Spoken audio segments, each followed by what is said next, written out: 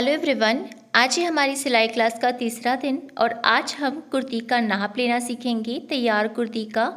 इससे पहले हमने बॉडी का मेज़रमेंट लेना सीख लिया था। आज हम तैयार कुर्ती का नाप लेना सीखेंगे और अगली वीडियो में फिर हम कटिंग सीखेंगे कुर्ती की। तो पिछले वीडियो अगर आपने नहीं देखे तो नीचे डिस्क्रिप्शन में लिंक है, वहाँ पर क्लिक करके आप देख सकती हैं। तो चलिए मैं इसे ओपन कर लेती हूँ। तो यहाँ पर मैंने कुर्ती को खोल लिया है और मैंने कॉलर वाली कुर्ती इसलिए ली है ताकि हम शोल्डर का परफेक्ट मेज़रमेंट ले सकें। तो कॉलर वाली मैंने कुर्ती ली हुई है यहाँ पर और इसे पूरा एक जैसा कर लेंगे, कहीं पर सल ना बने। लेंथ का नाप लेंगे हम सबसे पहले। तो यहाँ पर मैंने राइट साइड ही रखा हुआ है। शोल्डर की जगह इंच टेप रखेंगे, जहाँ पर शोल्डर की जॉइंट होती है ना, सिलाई रहती है, वहीं पर हम इंच टेप रखकर इस तरीके से लंबाई लेंगे कुर्ती की। इस तरीके से लंबाई ले लेना है आपको कि आपको कुर्ती की लंबाई कितनी तैयार चाहिए। तो इस तरीके से इस कुर्ती की लंबाई मेरी आ रही है 39.5 यानी कि 39.5 इंच। तो इस तरीके से आपको लंबाई का नाप ले लेना है शोल्डर की जगह रखकर। अब चेस्ट का नाप लेंगे तो जो ये स्लीव्स जॉइंट होती है ना, इसका जो एंड होता है वहीं पर आपको इस तरीके से इंच टेप को रखना है दोनों ही साइड। ध्यान रखना है कि कहीं कपड़ा दोनों साइड फोल्ड ना हो रहा हो। इस तरीके से आपको चेस्ट का नाप लेना है, बिल्कुल अच्छे से लेना है, कपड़ा कहीं फोल्ड नहीं होना चाहिए। तो मेरा यहाँ पर 19.2 आ रहा है।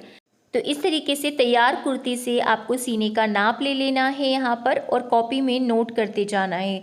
बस ध्यान रखना है कि कहीं सिलवटें ना रहे, वरना आपका नाप गलत हो जाएगा।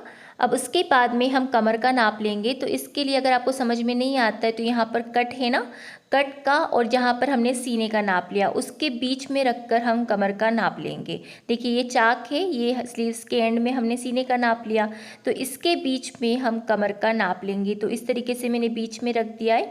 17.5 हमारी कमर आ रही है। तो इसी तरीके से चाक और जहाँ हमने सीने का नाप लिया वहीं के बीच में रखकर आपको कमर ले लेना है।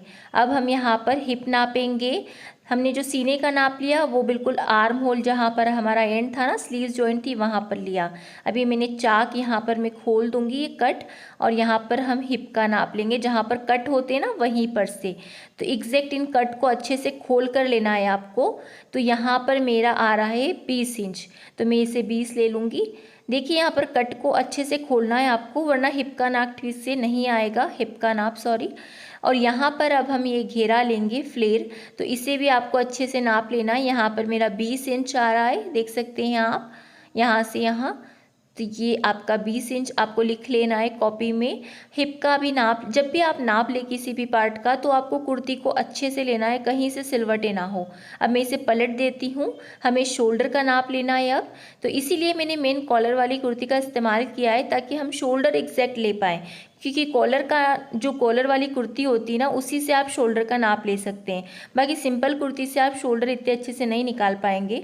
तो देखिए जहाँ पर स्लीव जॉइंट है वहाँ पर और उस तरफ भी जहाँ पर स्लीव जॉइंट है, दोनों का आपको देखना है, बिल्कुल बराबर से रखना है। इंच टेप को बिल्कुल कॉलर के यहाँ पर रख दीजिए। और हाँ, ध्यान रखिएगा कि रेडीमेड कुर्ती ना हो, क्योंकि रेडीमेड में तो कई बार बहुत ज़्यादा शोल्डर आते हैं।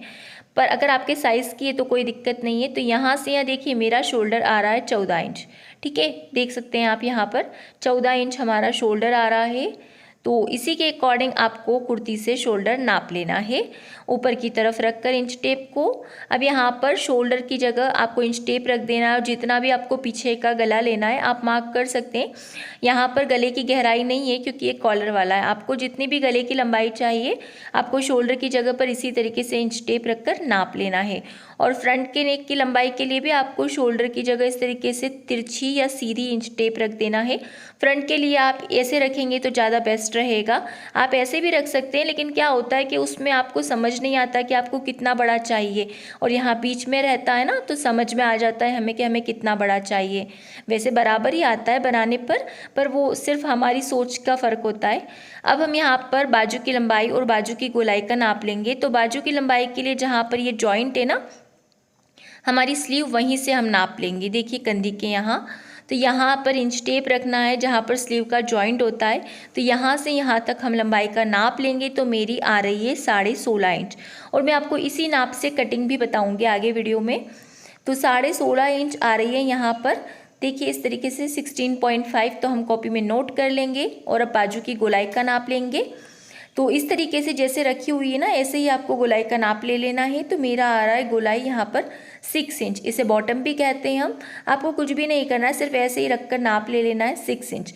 मैं इसी के अकॉर्डिंग आपको आने वाले वीडियो में कटिंग बताऊंगी, क्या लूजिंग देना है, क्या करना है, तो ये सब कुछ रहेगा। तो यहाँ पर मैंने मेज़रमेंट सारा नोट कर लिया है। अब अगली क्लास में हम इसी नाप के अकॉर्डिंग कटिंग देखेंगे, तो आपको लूजिंग मार्जिन सब कुछ समझ में आ जाएगा। तो आज की क्लास आपको कैसी लगी प्लीज़ कमेंट करके बताइएगा। वीडियो पसंद आई तो प्लीज़ लाइक शेयर सब्सक्राइब कीजिए। फिर मिलते हैं हम नेक्स्ट क्लास में, तब तक के लिए bye bye and thanks for watching guys.